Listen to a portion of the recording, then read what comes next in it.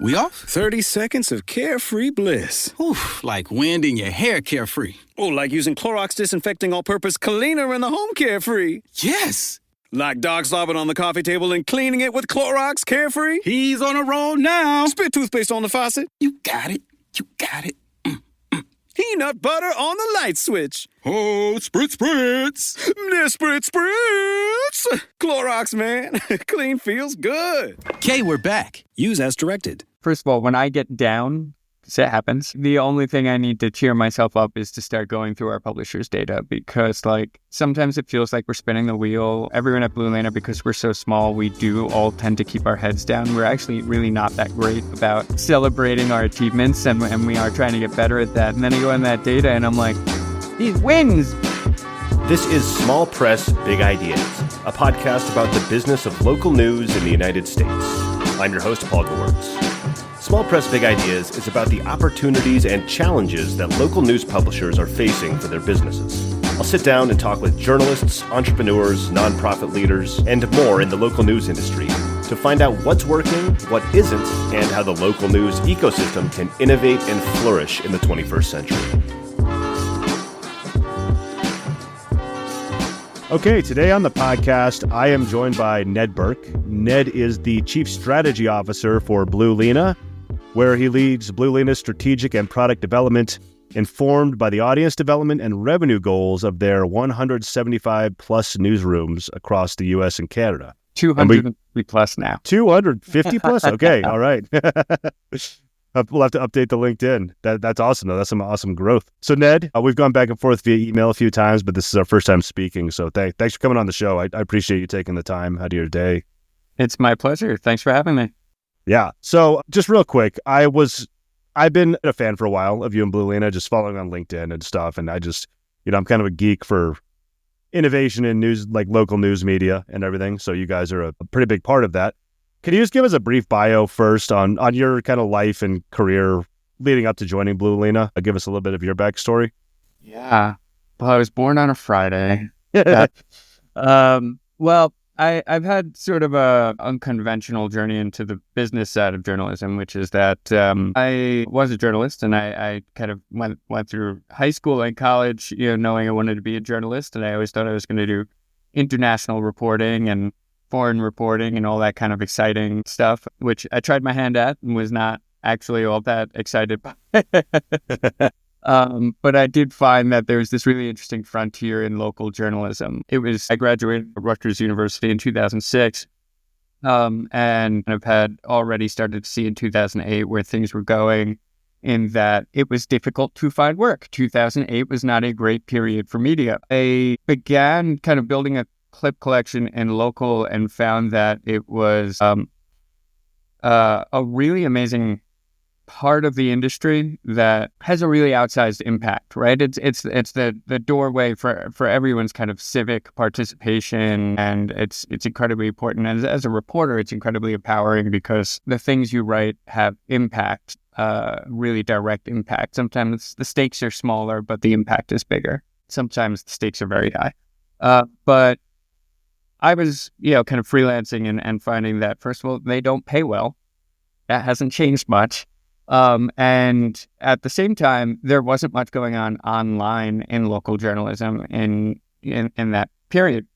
And I just decided I'm going to go and start up my own thing. There were some local blogs. They were not very professional. They were just, people who started as a hobby. And I kind of started mine as a hobby. And I said, if I'm going to get paid squat for this anyway, I might as well own all squat.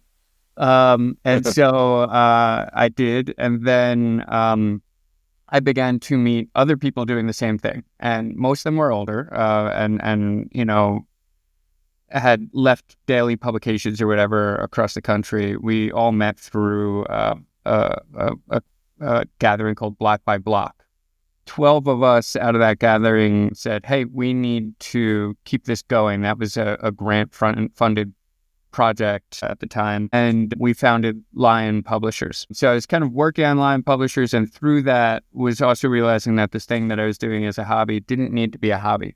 It had a future. It was a business, and I was a publisher. And so I accidentally found myself being like, I just care about the stories.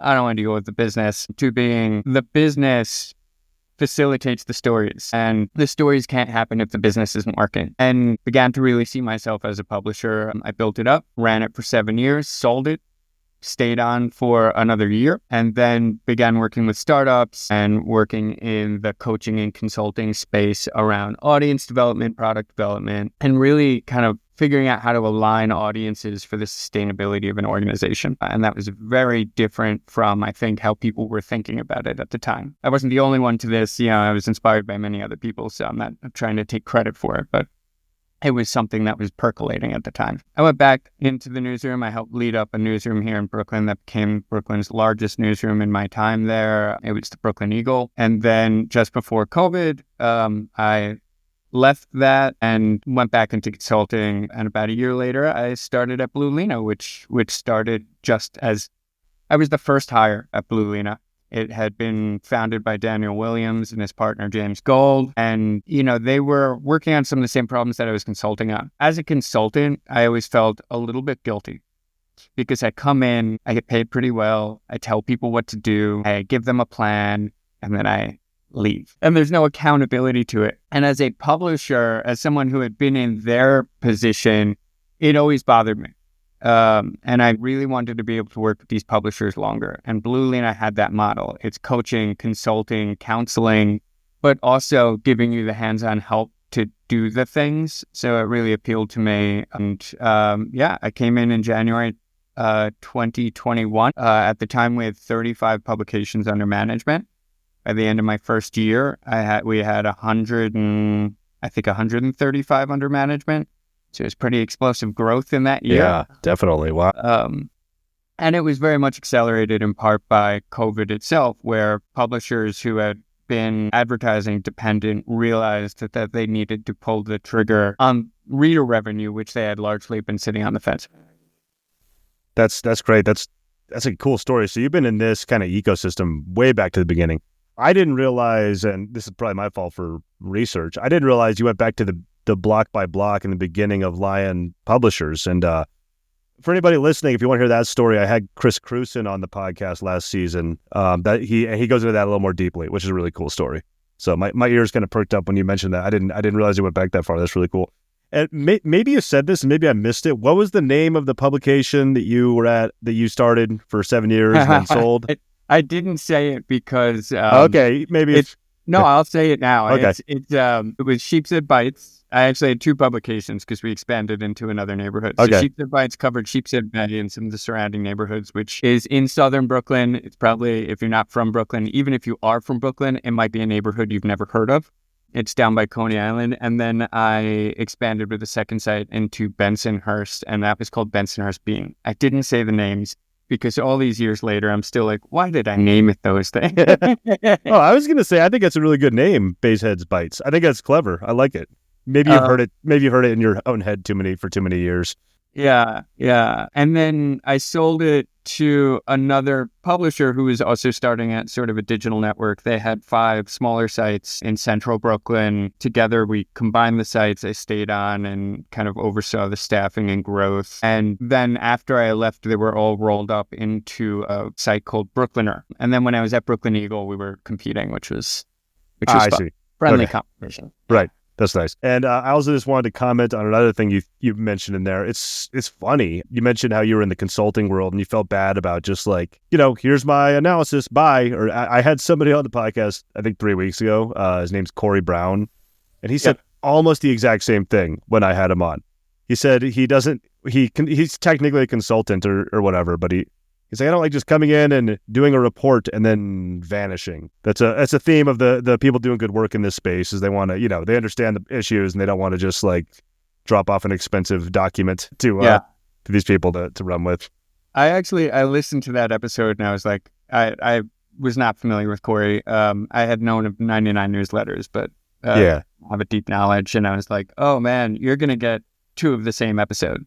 That's awesome. That means I'm barking up the right tree for the people I'm trying to shine a light on with this podcast. Anyway, that's cool. That's great stuff. Could you dive in a little bit more to BlueLena? Just kind of if you jump on the website, there's some things. I had some questions about one of them. There's a BlueLena Academy. BlueLena CXA, BlueLena CRM, and I know you guys do kind of consulting and coaching. So if you just dive a little further into what the organization provides and for whom. Yeah, I like to start it with what the problem is that we're trying to solve. There we go. Perfect. That, basically as reader revenue has become a really important pillar of sustainability for publishers. The fact of the matter is not many publishers are very good at it. And there's a couple of reasons why. One is there is technology, and the wide selection of technology can be very confusing, and kind of really understanding the requirements. And there's some technology I've seen where like people are paying tens of thousands of dollars for something that they can pay like tens of dollars for. So it can be very, very confusing. And then there's the knowledge side of things. I don't know what to do first. And problem is actually kind of solved, right? There's actually a lot of best practices out there. There's a lot of accelerator programs. There's, our friends at Blue Engine do a lot of work in this space, really training people before them. There was, the G&I programs and the Facebook programs and all of that. Publishers were actually getting a really good education in what they can and should kind of do for their next steps in building reader revenue. But then they get back to their newsroom and they'd sit down at their desk and they'd be so excited about all the things that they're going to do. And then the governor does something stupid or a wildfire breaks out or whatever, and they get pulled back into the day-to-day. And that's a capacity problem.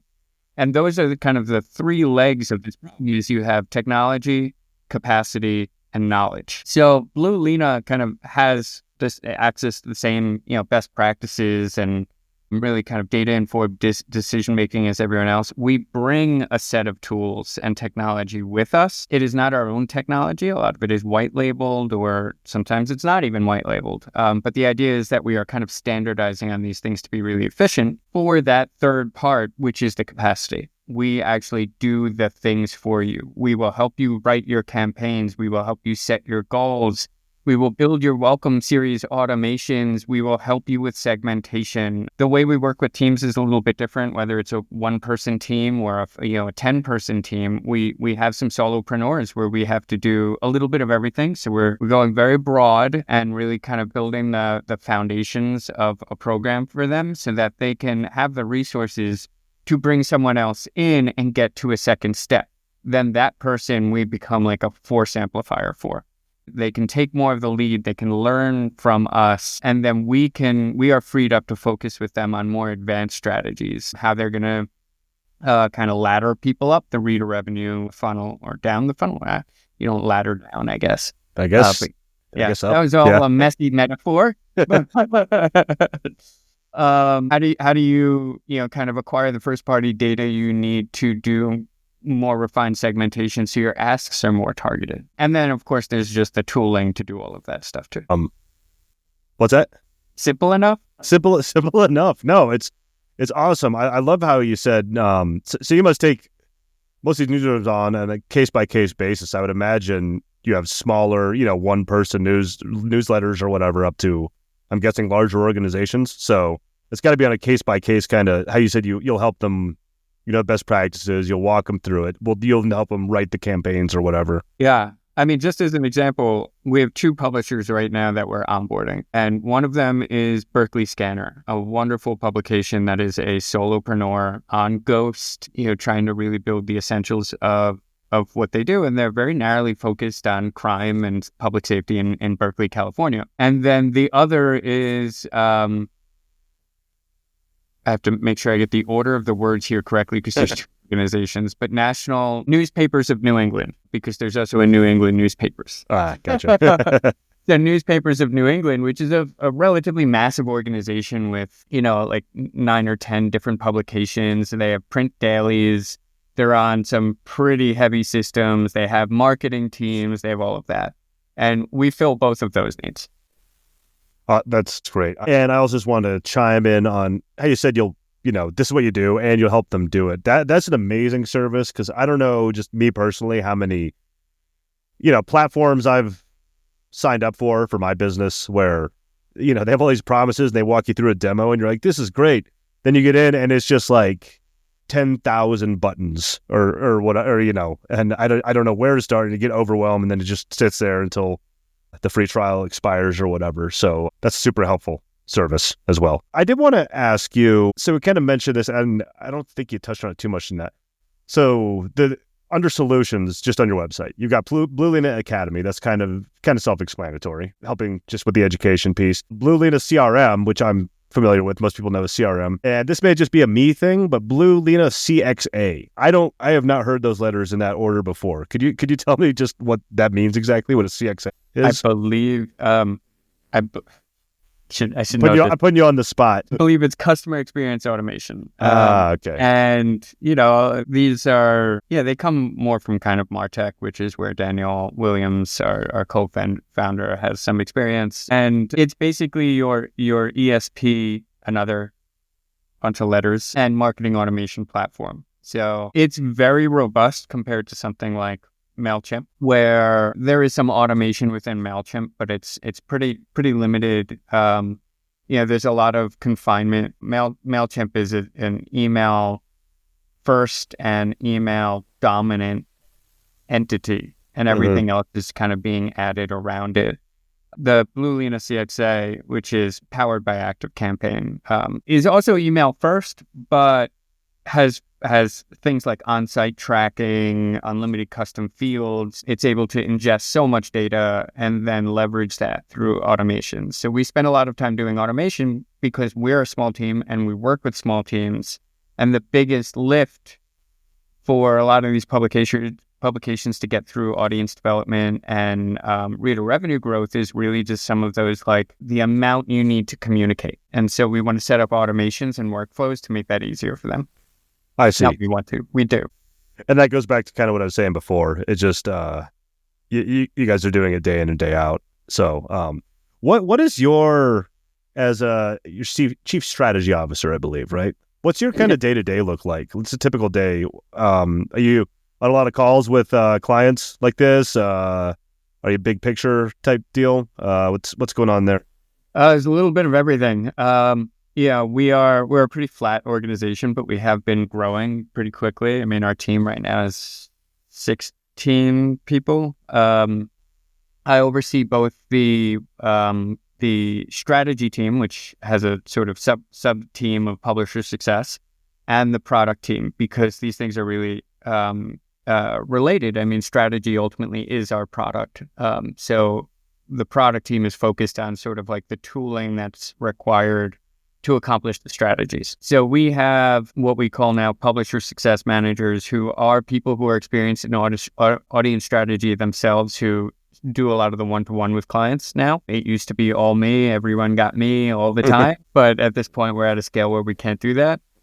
But we have some really capable people. And then they have a backbench of subject matters that they could tap into. So it's very agency-like. And that backbench includes like campaign strategists, paid acquisition strategists, data folks, et cetera, who work on creating the plans for our publishers. And then separately, which I don't manage, we have an agency team that executes them. But the product team sort of sits in between, making the tools that the agency team can execute with. That makes sense. Yeah. Yeah, no, absolutely. That's great. Yeah. So as the chief strategy officer, my job really began with advising the publishers individually and then figuring out how to build this stuff. It was a little bit of everything, and getting that delivered for our publishers and working with them towards their goals. As we've grown as an organization, now it's managing the teams that do that and that overarching structure to make sure we do it well. So I do get on the phone with the proverbial phone with my clients a lot. Pretty much not a day goes by where I'm not having one or two calls with a client at a minimum.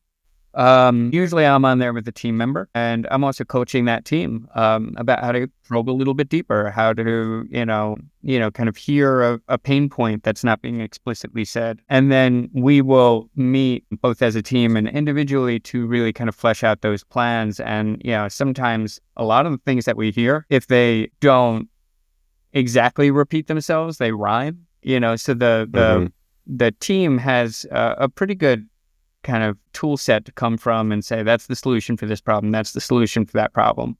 But if we need to work through like a more challenging and unique scenario, because as I remind my publishers, they are all unique little snowflakes, that's where we meet and kind of establish even new best practices, new tactics, new strategies to tackle problems and move forward on their goals. I spend a lot of time listening to those and saying, what can we elevate out? Because that's now a solution for all of our publishers. That's the biggest benefit, I think, of a publisher working with BlueLena, is that everything we have built has been in response to a publisher asking for it or having a problem that needed solving. And then we said, let's build this in a way that can be deployed for everybody.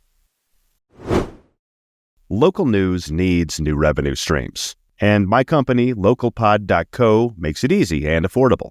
Our entry-level offering transforms your written content into high-quality audio and monetizes it with programmatic ads, all with zero extra work on your end. Think of it as a plug-and-play podcast solution for publishers.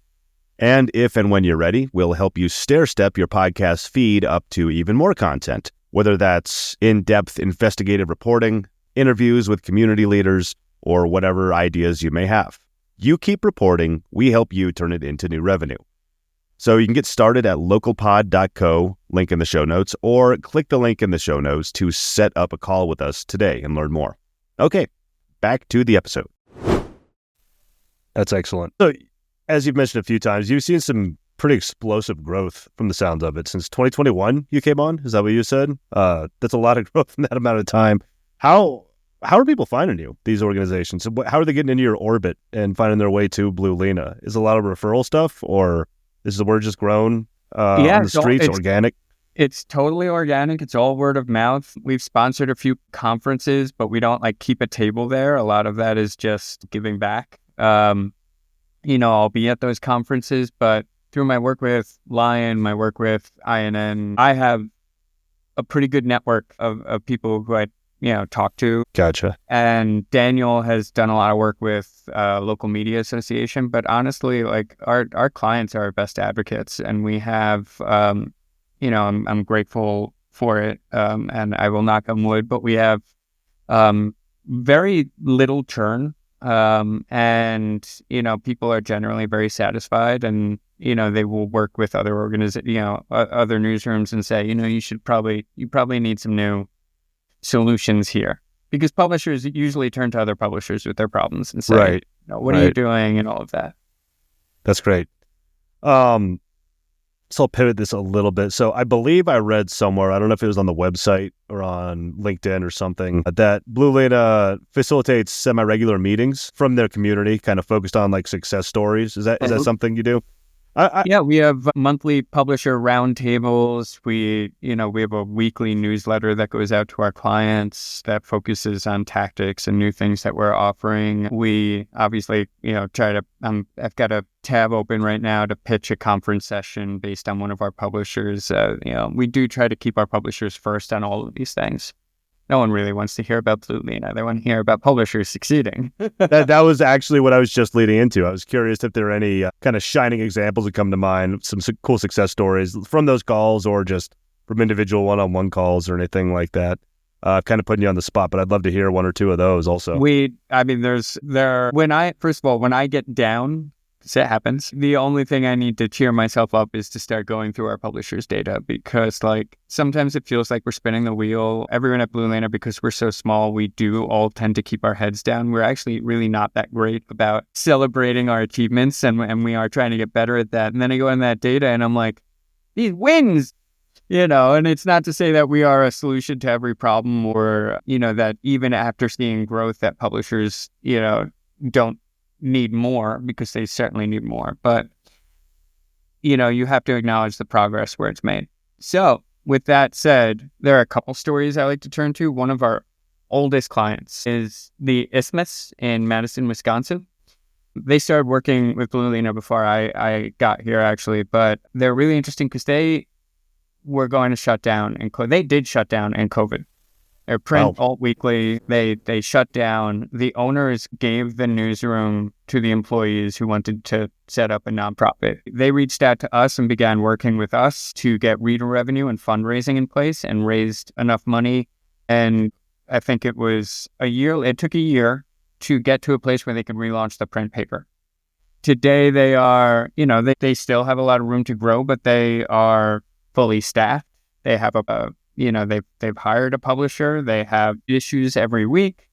have some lovely advertising, I'm sure. They run events. They have a growing reader revenue program that keeps them stable. And now they're working with us on expanding their major donor and mid-tier donor programs so that they can, build up yet another revenue stream and make sure that what happened in March 2020 economically to them does not happen again. And that's probably my favorite story to tell because, first of all, they're a joy to work with, but there's just so much grit and determination and character that they bring to it. And they're like on a real, just amazing journey of like really transforming a newsroom and doing it in a way that's putting the audience first.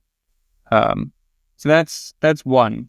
On the other end of the spectrum, actually, I guess it's not a spectrum and it's not the other end. It's the history spectrum because it's recent, right? I gotcha. Yeah. Edit that out. But more recently, and actually this is one of the things I'm working on right now, we have been spending a lot of time working on, as I mentioned, with Isthmus, this large gift giving. So on the website, it's still known as CRM, but we're actually changing that because there is a CRM and that's creating some confusion with like the components of a CRM versus the strategy of donor prospecting. So I'm going to focus for a moment here, particularly on nonprofits and kind of individual giving, small giving, and large giving. And so we noticed about 2 years ago, working with some publishers who were looking for some new solutions that, as we kind of went through a discovery process with them, they were seeing that, like what we kept seeing was that there is the small giving side and the membership side, all kind of hooked to the newsletter, one-to-many kind of approach. And they get on your newsletter and you start asking for $5.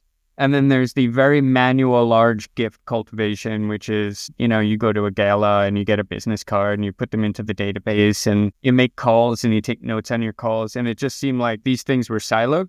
And there's a lot of opportunity in this data pool over here that no one is tapping into. Generally, the way that would work is if they ever looked at it at all, it would be to take a list and look at the names and go, I don't recognize anyone. And if you have a fast growing list, then that's really hard to do too.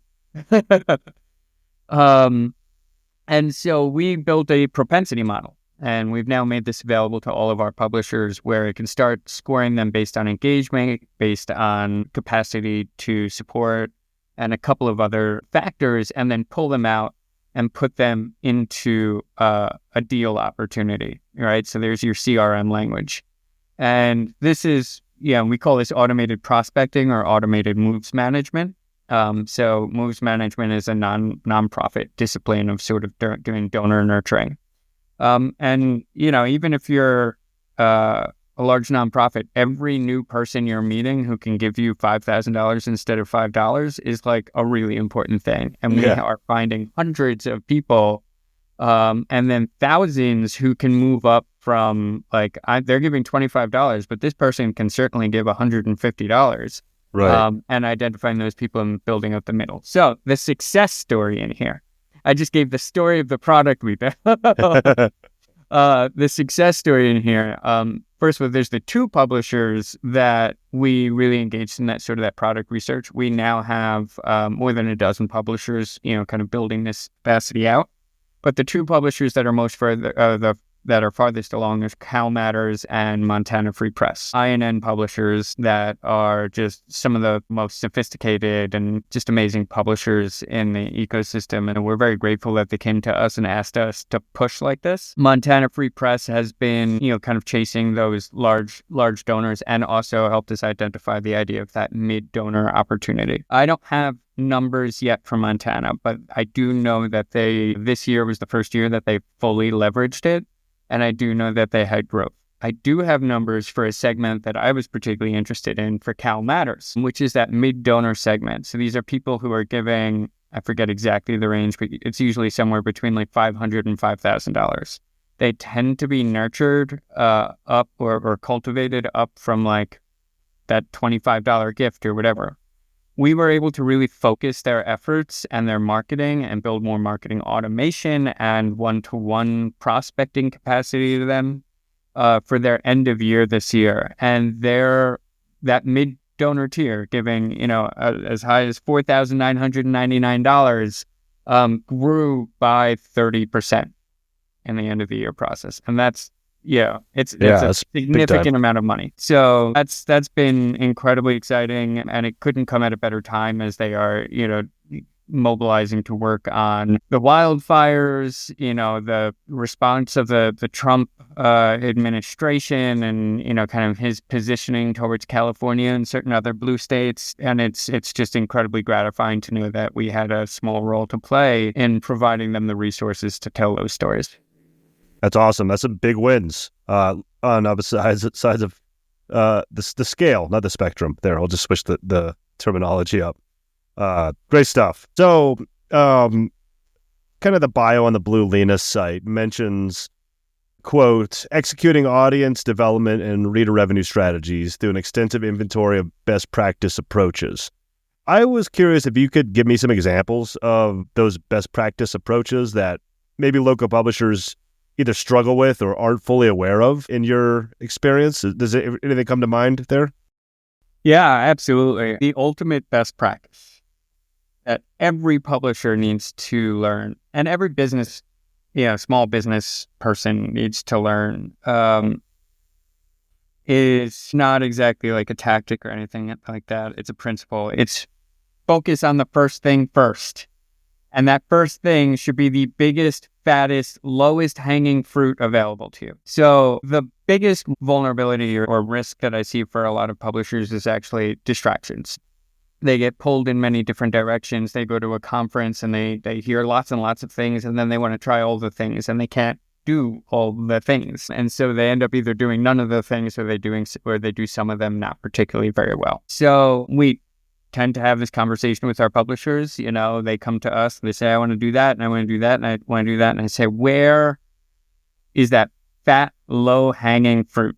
And we help them identify it, and then we figure out the next steps to get there. Now, you're looking for some more tactical recommendations. It is still amazing to me that in the year of our Lord, 2025, publishers still have a lot of room to grow in just email best practices of sending emails, first of all, but, making sure that a newsletter sign-up form is prominent and visible on their website. That is your number one distribution tool. Well, I should say it's your most reliable distribution tool, and it's your number one marketing tool for a reader revenue program. And still, time after time, publishers will, I encounter publishers who are at different stages in their journey, who just are really kind of missing those basics. And so that's probably the number one best practice I can encourage. If you're a publisher and your website, if you don't have a pop-up to sign up, if it's hard to find, if it's not within the main contents of the story, get it there. And then make sure within your newsletter, you also have really obvious ways to get to your donation program or your reader revenue program, which is kind of best practice number 2. Again, very easily overlooked. They're like, oh, that's an editorial product. Well, your newsletter is actually probably going to be your biggest conversion point. So those are probably for most starting out. 3 is ask and then ask more. There's a lot of sort of preciousness around kind of asking readers for support, whether that is for a paid product with a paywall or something like that. You still don't want to send those emails, or if it's about donations. And a lot of people are really looking for the opportunity to support something that they believe in. So explain why your newsroom is something that they should believe in. And that leads me to, how many am I at? 5? That was 3. That was 3. That was 3. 4th best practice, which is when you talk about the work you do, talk about it through the context of the audience and their lives. Center your audiences, center your community. I've seen a lot of calls to action around reader revenue programs that are like, we need to keep doing this reporting. Help us tell this story. But it never says why. And the most resonant ones are ones that say, we help you do this. Most people are not thinking about the value of journalism. They're not thinking about how it helps them. They're thinking about, it gave them, they did a search and they got there, or whatever, but they're not thinking about that. Like, even when I'm not reading this is providing value by making sure that it is my neighbors are making better decisions around me or whatever it is. And that's a conversation that should be carried over into the newsroom too. Why do we exist? Not a lot of reporters also think about the point of journalism. There's a lot of truth. Not a lot of reporters realize the value of the journalism that they do. They kind of seize on these ideals and these concepts that we provide accountability, but to whom and for what end? It's not really communicated, and it should be drawn out. Once you've got all of those, you've then got sort of a culture of campaigning. You've got some really good best practices, and then it starts being about, the way I said, put it in the context of your audience. Well, the answer is really the context of your audiences. And that's where the best practices shift to really understanding the different groupings of audiences and how they have different jobs to be solved or jobs to be done, and how they need to be spoken to differently. And you can start building out that capacity. Don't try to do that before you've tried to do the preceding four things. Man, that's great. That's great stuff, Ned. I'm not a local news publisher. I work with publishers, but I'm not one myself. And there's a lot in there I could take away just for my business. Point real quick, number 2, I did recently finally put a sign up on my website for my newsletter, which I just had. I'm like, I don't like any of these WordPress plugins for years. Just didn't do it. Since I've done it maybe 2 months ago, I've gotten multiple signups to the newsletter. And I'm like, why wasn't I doing this for the last years? And then I got to say, with the number 1, just focusing on the low-hanging fruit, I feel a little targeted there, Ned. I feel a little targeted. You talked about going to a conference and coming away with 1 million notes. I just wanted to show you my notes from a conference I went to a few years ago. I don't know how many pages there are of this, and I was really pumped up about following every one of them as soon as I got home. And then I put them all on a to-do list, and almost none of them got done because I got overwhelmed by them. So it's you, me, and everyone else. It's true. Human nature, and it's It is. It's still great to go to those things, hear those things, have those ideas. I mean, you're building up a resource library in your head. Mm-hmm. But I do encounter publishers who sometimes are jumping to the most advanced strategies when they don't have the fundamental pillars down. Yep. Right. That's great stuff. I had a few more questions. This is kind of broad, and after talking to you, maybe it might be too broad of a topic, but I just had written down, what are your thoughts on the state of reader revenue heading into 2025? And I'll clarify that a bit just with, I've heard some narratives here and there that, the paywall or reader revenue is on the decline. I don't know if that's true. Obviously you have the expertise here. What are your states on the overall kind of that on reader revenue heading into 2025? I am optimistic. I don't believe, if you just speak to legacy media, it's going to be on the decline. Right. Now, realize that, first of all, I define reader revenue as memberships, donations, subscriptions. So paywall, no paywall. I think it's important for every publication to have a reader revenue strategy. And I think some have paywalls where they shouldn't have paywalls, and some are open access when they could benefit a lot more from being paywalled. Some of it is about the value, uniqueness of your content, of your reporting, and how it helps someone in their life. I think the kinds of publications I work with, independent publishers, have so much room to grow, and I'm very optimistic about their futures and the future of reader revenue. And the reason for that is, first, they're all understanding a little bit better about the unique value proposition and why they exist, and they're aligning for it. I think reader revenue is not just important as a sustainability thing in terms of it brings more money in, but I actually think it brings the entire organization into alignment around the audience. Your editorial needs to be on point. Your newsroom needs to be on point in serving readers if you're going to ask them for money. And, everything else just kind of becomes a distraction to that. And I don't think that has been the value prop for news organizations in a long time. There was a lot of gatekeeping, a lot of, I'm going to tell you what's best, and not a lot of shaping the news from the perspective of what do people actually need to know? What are they telling us they need to know? I'm kind of rambling a little bit, but it's a bit of a screed against sort of capital J journalism, which I think is important. but it needs to be sort of contextualized in how is this important to a person's life. So I think that alignment is happening industry-wide, and I think reader revenue is going to be better off for it. The other part is I think everyone's getting a little bit more sophisticated. We are way behind e-commerce or insurance companies or, so many other things in understanding how to market these things. And we have gotten so much better. And so I do believe that there are some encouraging statistics, in terms of people being willing to pay for content and the amount of content that they're willing to pay for. And it is not the same thing as like a Netflix subscription. And it is not in competition with a Netflix subscription.